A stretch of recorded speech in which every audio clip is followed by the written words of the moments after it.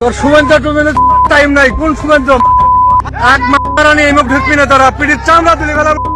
তোর শুভেন্দুকে গোনার টাইম নাই। কোন শুভেন্দু? চামড়া তুলে ফেলবো। আমাদের মাটি, আমাদের দেশ। ঠিক এভাবেই সীমান্তে দাঁড়িয়ে আঙ্গুল উঁচিয়ে ভারতের সীমান্তরক্ষী বাহিনী বিএসএফ কে ধমকে কোণঠাসা করে দিয়েছেন এক বাংলাদেশি যুবক। নিজ দেশের মাটি রক্ষায় তার এই অকুতভয় হুঙ্কার ভারতীয় বাহিনীর বুকে রীতিমতো কাঁপন ধরিয়ে দিয়েছে।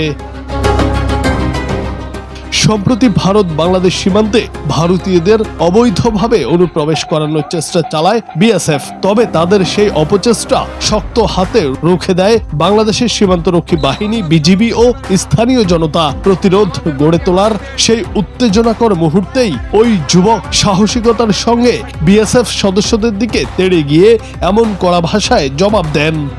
করে ফেলামো। কোনো বাংলাদেশের লোক ঢুকতে পারবে না।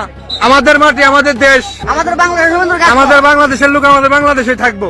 স্থানীয়দের অভিযোগ, বিএসএফ প্রায় অবৈধ অনুপ্রবেশের চেষ্টা চালানোর পাশাপাশি অবৈধভাবে বাংলাদেশের সীমানা দখলেরও অপচেষ্টা করে। এমনকি বিনা কারণে নিরীহ বাংলাদেশিদের হত্যার মতো গুরুতর অভিযোগও রয়েছে তাদের বিরুদ্ধে। বিএসএফ এর এমন ধারাবাহিক উগ্রতা ও আগ্রাসী আচরণের কারণেই সীমান্তে দীর্ঘদিন ধরে অস্থিতিশীল অবস্থা বিরাজ করছে।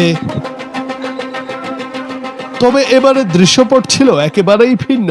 বিএসএফ এর চোখ রাঙানির সামনে মাথা নত না করে বিজিবি ও স্থানীয় বাংলাদেশিদের এমন স্বতঃস্ফূর্ত ও সাহসী প্রতিবাদ সীমান্ত এলাকায় ব্যাপক চাঞ্চল্যের সৃষ্টি করেছে। মাতৃভূমি রক্ষায় বাংলাদেশি ওই যুবকের বুক চিতিয়ে দেওয়া এই হুঙ্কার বুঝিয়ে দিয়েছে সীমান্তে আর কোনো আগ্রাসন মেনে নেওয়া হবে না।